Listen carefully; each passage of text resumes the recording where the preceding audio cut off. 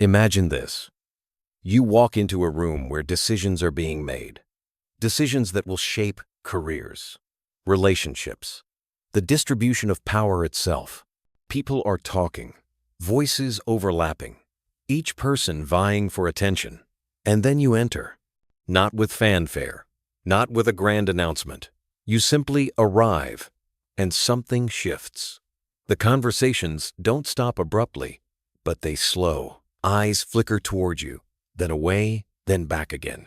A subtle recalibration occurs in the room's energy, as if everyone has unconsciously adjusted their posture, their tone, their very presence in response to yours. What is this force? What invisible architecture of human psychology makes certain people impossible to ignore, while others, despite their credentials, their kindness, their desperate attempts to be heard, fade into the background like whispers against a storm? Why do some individuals command a room without uttering a single word, while others speak endlessly, yet leave no impression at all? Here lies the paradox that haunts every person who has ever felt invisible despite their worth. Respect is not a reward for goodness. It is not the natural outcome of being right, being kind, or being fair. In fact, the world is filled with good people who were walked over, dismissed, their voices drowned out by those who possess something far more dangerous than virtue. They possess presence, authority, the unspoken but undeniable power that makes others think twice before crossing them. This is what Niccolò Machiavelli understood with chilling clarity 5 centuries ago, and what most people today refuse to accept. We are taught that respect flows from moral superiority, from being agreeable, from earning affection through endless accommodation. We are told to be kind, to be understanding, to make ourselves small so others feel comfortable. And then we wonder why we are overlooked when the true decisions are made. Why our boundaries are violated. Why people take from us freely but offer nothing in return. The uncomfortable truth is this: respect and likability are not the same currency. One is borrowed, the other is owned. One evaporates the moment circumstances change. The other endures because it is built on something deeper than emotion. It is built on recognition of power. Not power wielded cruelly, but power that exists so undeniably that others cannot help but acknowledge it. You've felt this, haven't you? That moment when someone less qualified, less moral, less deserving than you received the promotion, the attention, the deference you thought you'd earned through hard work and decency. That gnawing realization that the world doesn't operate on fairness, but on perception. That people follow strength, not virtue. That they respect those who make them feel something visceral, a mixture of admiration and caution, attraction and wariness. Machiavelli asked a question that still makes us uncomfortable. Is it better to be loved or feared? He concluded, with ruthless pragmatism, that if you cannot be both, fear is safer. Not because fear is virtuous, but because it is reliable. Love is fickle. People love you until they don't, until circumstances change, until someone else offers them something more appealing. But a carefully calibrated fear, not terror, not hatred, but a profound awareness that you are not to be trifled with, this creates a kind of respect that doesn't dissolve when emotions shift.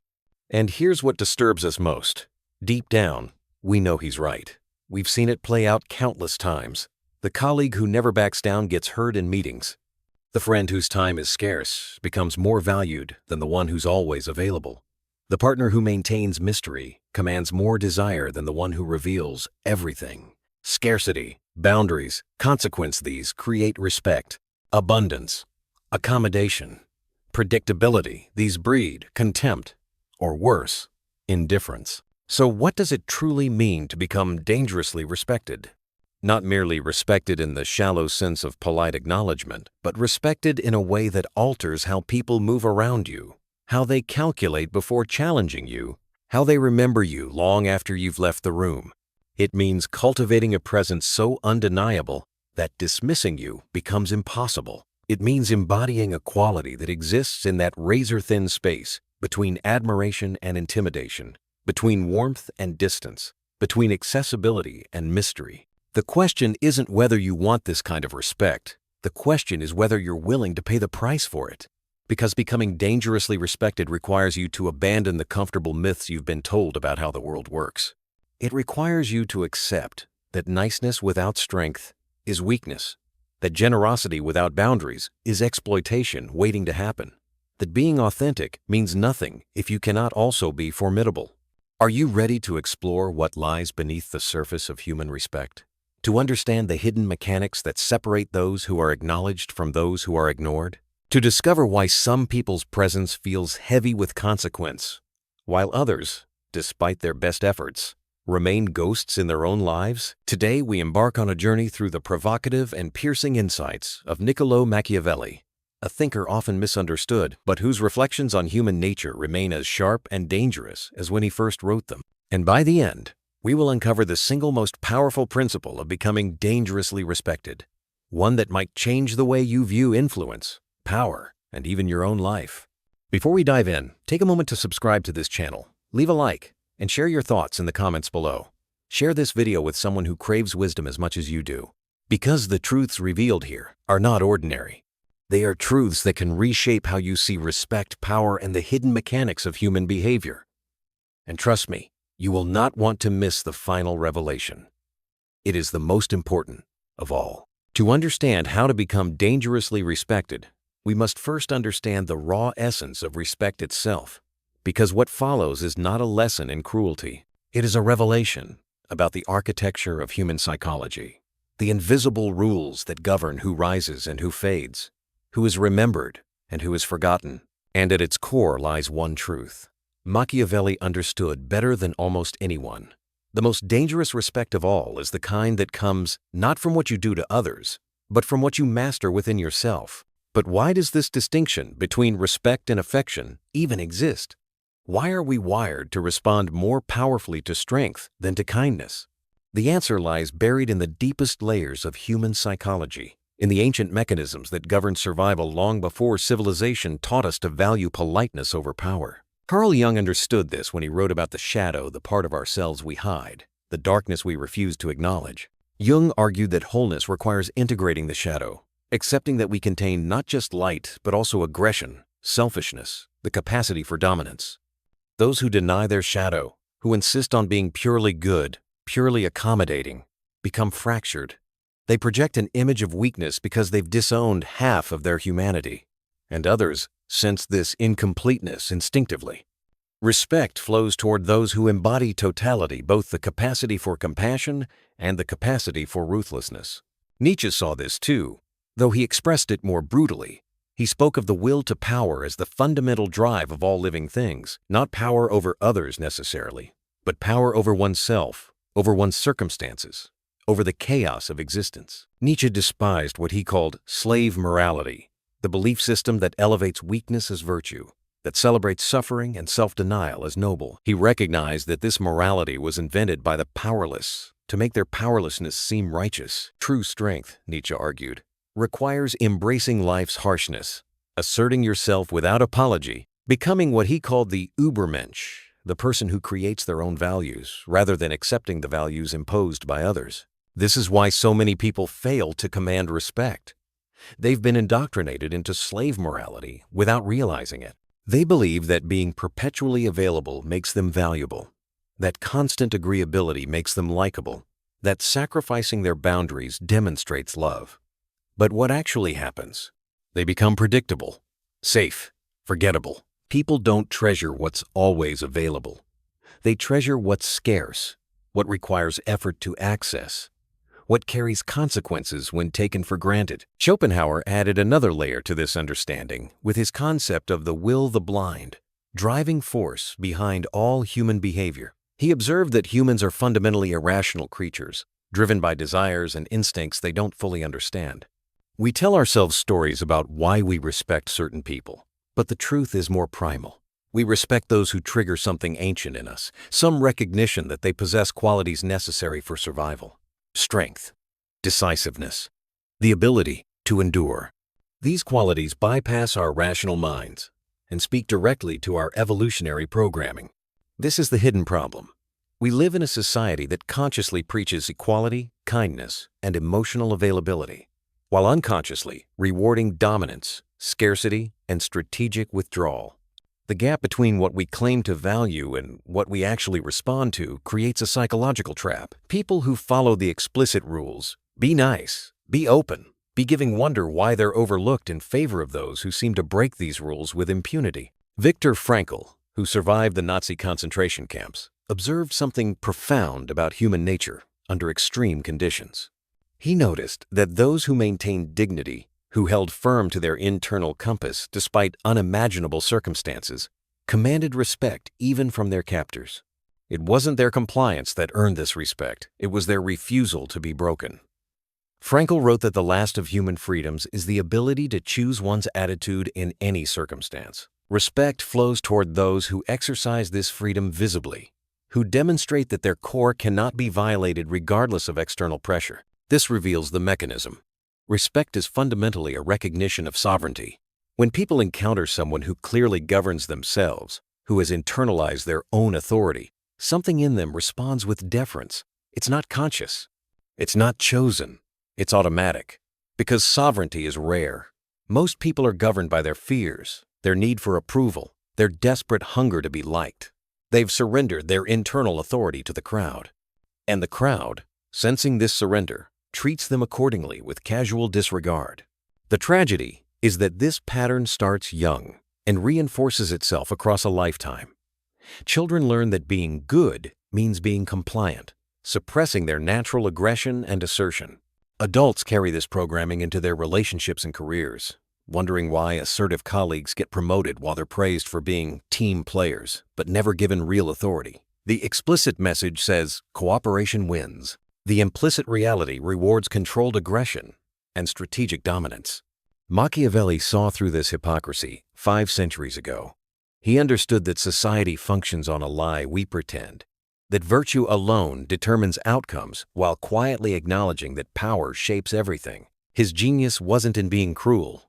It was in being honest about what actually works versus what we wish would work. And this honesty, this refusal to participate in comfortable delusions, is precisely what makes his insights so disturbing and so valuable. Now consider what this disconnect costs you. Not just in obvious ways, the missed promotions, the relationships where you give more than you receive, the conversations where your voice gets drowned out. Those losses are visible, painful, but ultimately they're just symptoms. The deeper cost is far more insidious. It's the slow erosion of your sense of self, the gradual disappearance of your identity beneath layers of accommodation and compromise. Neuroscience reveals something crucial about how our brains form identity. Every time you suppress your authentic response to maintain harmony, every time you sacrifice your boundary to avoid conflict, every time you shrink yourself to make others comfortable, your brain registers this as information about who you are. Neural pathways strengthen around patterns of behavior, act weak repeatedly, and your nervous system begins to believe that weakness is your natural state. Your body language shifts, your voice loses its edge, your very presence becomes apologetic. This is what cognitive psychologists call behavioral confirmation. You become what you pretend to be. The mask you wear to gain approval gradually fuses to your face. You intended it as strategy, a temporary performance to navigate social situations. But the performance becomes reality. Years pass, and you wake up one day, unable to remember the last time you said no without guilt, the last time you held your ground when challenged, the last time you felt powerful in your own skin. The cultural conditioning runs deeper than most people realize. From childhood, we're taught that conflict is bad, that assertiveness is aggression, that maintaining peace is more important than maintaining dignity. We learn to read rooms obsessively, adjusting ourselves to match what we think others want from us. This hypervigilance becomes exhausting, but worse, it trains us to locate our worth outside ourselves. We become dependent on external validation, addicted to the fleeting comfort of being liked, terrified of the consequences of being disliked. Meanwhile, those who command dangerous respect operate from an entirely different paradigm. They've internalized what social psychologists call an internal locus of control, the belief that they are the primary author of their outcomes. When they enter a room, they're not scanning for approval. They're not performing. They're simply present, rooted in their own authority, indifferent to whether others validate them or not. And this indifference is precisely what makes them magnetic. People are drawn to those who don't need them, who would be perfectly content alone, who carry their validation internally rather than seeking it externally. Think about the last time you encountered someone like this. Someone whose calm felt almost disturbing because it suggested they possessed resources you couldn't access. Someone who seemed unbothered by the social anxieties that consume most people. What did you feel?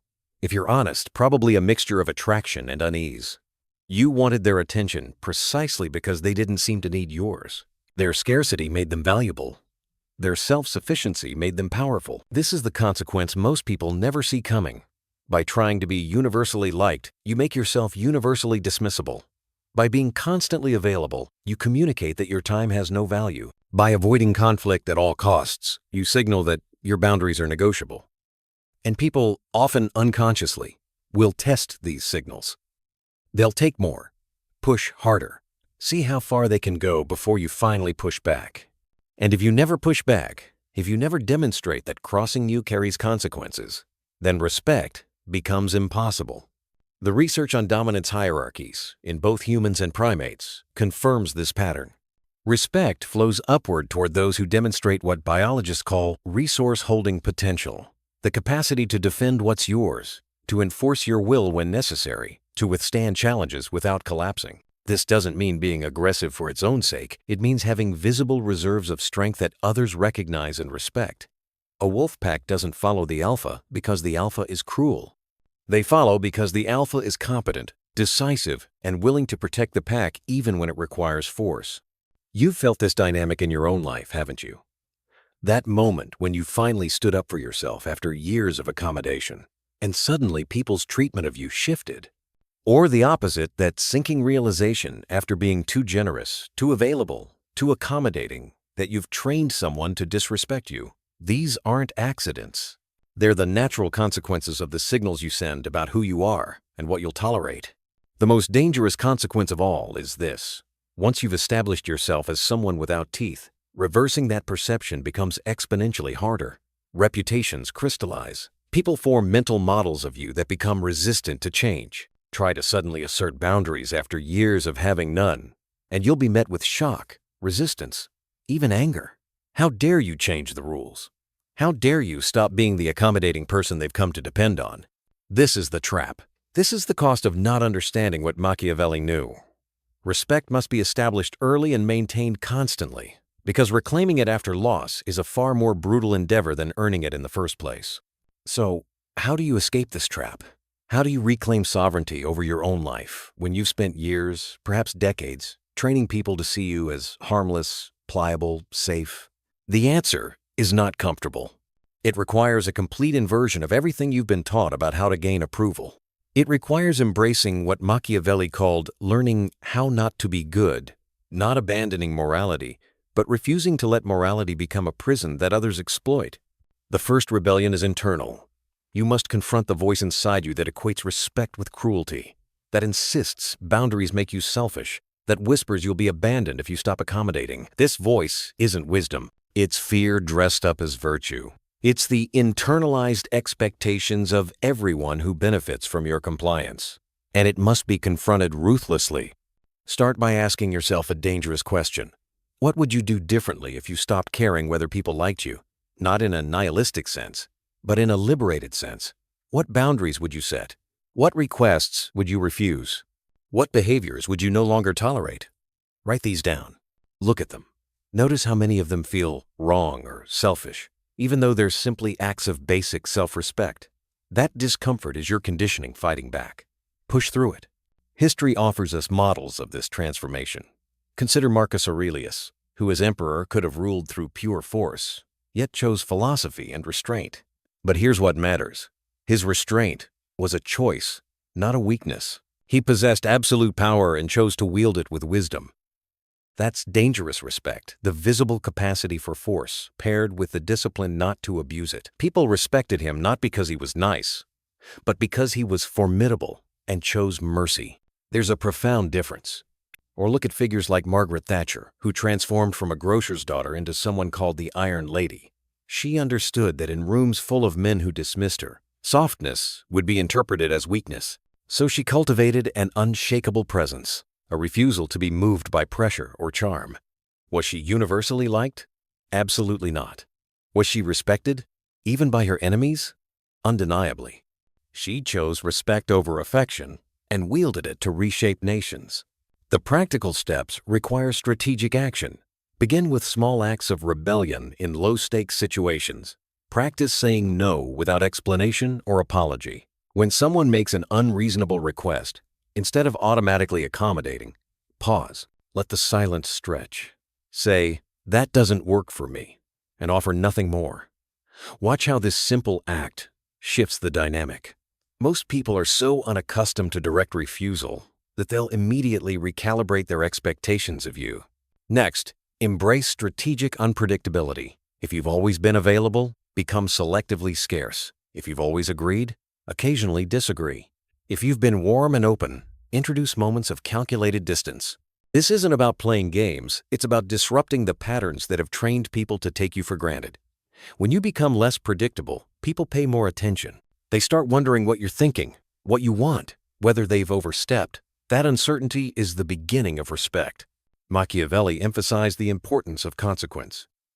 Your words must carry weight, which means they must be backed by action. If you set a boundary and then let people violate it without response, you've actually weakened your position. Better to say nothing than to make empty threats. So choose your boundaries carefully, communicate them clearly, and enforce them consistently. If someone crosses a line, there must be a measured but undeniable consequence. Withdraw your time, your energy, your warmth, not out of spite, but out of self-respect. Perhaps, most radically, you must abandon the fantasy that you can be respected by everyone. Machiavelli understood that a leader trying to please all factions ends up commanding none. Some people will dislike your transformation. They'll accuse you of changing, of becoming cold or arrogant. Let them. These accusations are proof that your rebellion is working. You're no longer performing for their comfort. You're reclaiming your authority, and those who benefited from your compliance will resist. Their resistance is not evidence that you're wrong, it's evidence that you're succeeding. The path forward requires what the Stoics called amor fati, love of fate, acceptance of what is rather than what you wish would be. Accept that respect and affection are different currencies. Accept that some people will never respect you no matter what you do, while others will respect you only once you stop seeking their approval. Accept that dangerous respect comes at the cost of comfortable likability. And then choose. Choose power over popularity. Choose dignity over harmony. Choose to be remembered rather than forgotten. But now we arrive at the deepest truth, the one that renders all other lessons incomplete without it. Everything we've discussed, the strategic boundaries, the calculated unpredictability, the enforcement of consequence, the cultivation of presence, all of it crumbles if it rests on a foundation of internal chaos. Here is what Machiavelli understood, but what most people miss entirely. The most dangerous respect comes not from your ability to control others, but from your absolute mastery over yourself. Think about what truly unsettles you when you encounter someone of genuine power. It's not their words, though their words may be sharp. It's not their actions, though their actions may be decisive. It's something deeper, something that operates beneath language and gesture. It's the sense that this person is governed by an internal force so strong, so unyielding, that external circumstances cannot touch it. They possess what the ancient Greeks called ataraxia, unshakable tranquility in the face of chaos. And this quality, more than any strategic manipulation, more than any calculated display of strength, commands a respect that borders on awe. Consider the architecture of human psychology once more. When we encounter someone who seems immune to the forces that govern us, fear of rejection, need for validation, anxiety about the future, something in us recognizes this as the rarest form of power, because we know, deep in our bones, how difficult it is to master ourselves. We know the exhausting work of controlling our impulses, managing our emotions, maintaining discipline when every part of us wants to collapse into comfort. So when we meet someone who has clearly won this internal war, who moves through the world with the calm of someone who has nothing to prove and nothing to fear, we cannot help but respect them, not because they've forced us to, but because we recognize in them something we desperately want for ourselves. This is why Machiavelli's most profound insight wasn't about manipulating others. It was about the necessity of self-governance as the foundation of all external power. A leader who cannot control their own appetites, their own fears, their own need for approval, will inevitably be controlled by those who recognize these weaknesses. But a leader who has conquered themselves first becomes nearly impossible to manipulate, to intimidate, or to dismiss. Their power flows from an internal source that no external force can diminish. Viktor Frankl discovered this truth in the most extreme circumstances imaginable. In the concentration camps, stripped of every external marker of power, possessions, status, even basic dignity, he found that one thing remained: the ability to choose his response to his circumstances. Some prisoners became consumed by hatred, others by despair. But those who maintained their internal sovereignty, who refused to let circumstances define their spirit, possessed a kind of power that even their captors could sense. They were dangerous to the system not because they were physically threatening, but because they demonstrated that the human spirit, when mastered, is unbreakable. This is the paradigm shift that changes everything. Respect built on external displays of power is always fragile because external circumstances change. But respect built on unshakable self-mastery endures because it radiates from within regardless of what's happening around you. You could lose your position, your wealth, your social status, and if you've mastered yourself, people would still recognize your power. It would emanate from you like heat from a fire. Now ask yourself, with brutal honesty, how much of your life is spent reacting rather than creating? How often do your emotions control you rather than you controlling them? When faced with criticism, do you crumble or do you remain centered? When offered temptation, do you fold or do you hold firm? When confronted with fear, do you run or do you stand? These are not abstract questions. They are the daily tests that reveal whether you possess dangerous respect or merely the illusion of it. The ancient Stoics understood this with crystalline clarity. Marcus Aurelius, despite being the most powerful man in the known world, spent his evenings writing reminders to himself about the importance of self-discipline, emotional regulation, and maintaining perspective. He knew that his external power meant nothing if he couldn't govern his own mind. "You have power over your mind, not outside events," he wrote. "Realize this, and you will find strength."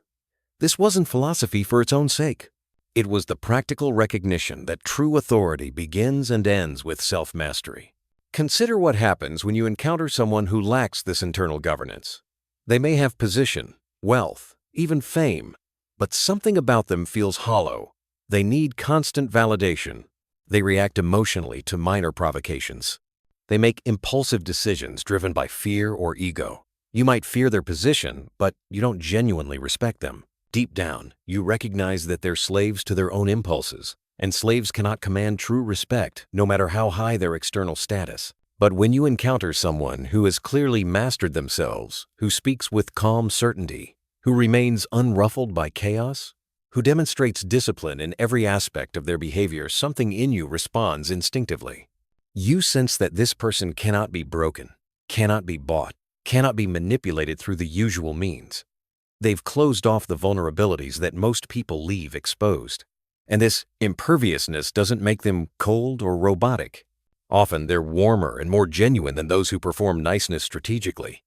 But their warmth comes from abundance, not neediness. They can afford to be kind because their kindness isn't a desperate bid for acceptance. This is why Machiavelli's true lesson transcends mere political strategy. Yes, he wrote about how leaders should balance fear and love, how they should appear strong, how they should enforce consequences. But underlying all of it was the assumption that the leader first possesses genuine strength, not just the performance of strength, but the real thing, forged in the furnace of self-discipline and self-knowledge. Without that foundation, all the strategic advice in the world becomes mere manipulation, easily seen through and ultimately ineffective. The transformation this requires is not comfortable. It means confronting every way you've been lying to yourself, every rationalization for your lack of discipline, every excuse for your reactive behavior. Every time you've blamed external circumstances for your internal state, self-mastery demands that you accept full responsibility for who you are and who you're becoming, not in a guilt-ridden way, but in an empowering way. If you're responsible for your failures, then you're also capable of engineering your success. Begin with the smallest unit of self-governance, the present moment. Right now, as you absorb these words, are you fully present or is your mind scattered? Can you direct your attention where you choose, or does it wander uncontrolled? This seemingly trivial skill, the ability to focus your awareness, is actually the foundation of all self-mastery. Because if you cannot control your attention, you cannot control your thoughts. And if you cannot control your thoughts, you cannot control your emotions. And if you cannot control your emotions, you cannot control your actions. The chain of dominoes falls from this single point. Practice this discipline relentlessly. When you commit to doing something, do it without negotiation, without internal debate. Your word to yourself must become unbreakable. If you say you'll wake at a certain time, wake then. If you commit to a practice, maintain it. If you set a standard for yourself, enforce it. Every time you follow through, you build internal authority. Every time you make excuses, you erode it. Your subconscious is always watching, always noting whether you're someone who keeps their word or someone who talks a good game but folds when tested. This is the ultimate truth that Machiavelli pointed toward, but that extends far beyond his specific historical context. Dangerous respect, the kind that alters rooms, that changes how people calculate around you, that leaves a legacy long after you're gone, can only be built on the foundation of self-mastery. Everything else is technique, useful but ultimately superficial. But when you master yourself, when you become the kind of person who cannot be swayed by fear or seduced by comfort, when you embody discipline so completely that it becomes your natural state, then respect follows as naturally as shadow follows light. People will sense it before you speak. They'll feel it in how you carry yourself, in the quality of your silence, in the certainty of your actions. They won't be able to articulate why you command their attention, but they'll feel compelled to give it.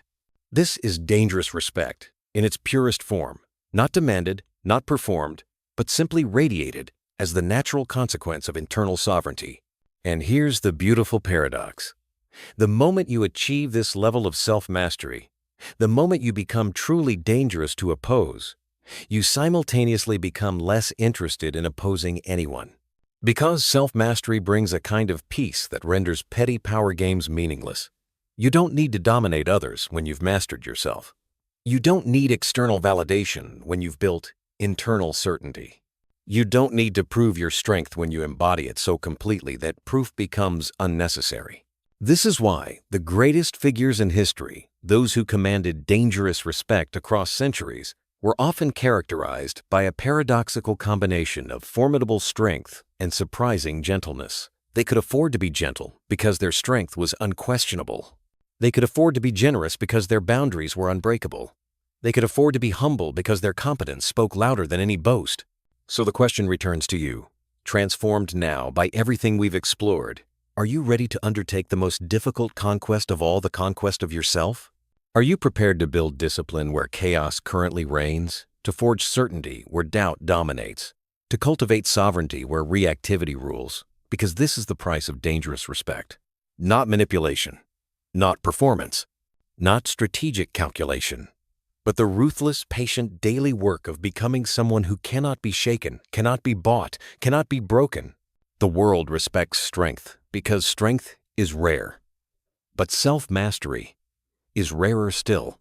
And those who achieve it, who move through life with the calm of someone who has won the only war that truly matters, command a respect that transcends circumstances, that survives setbacks, that grows stronger with time.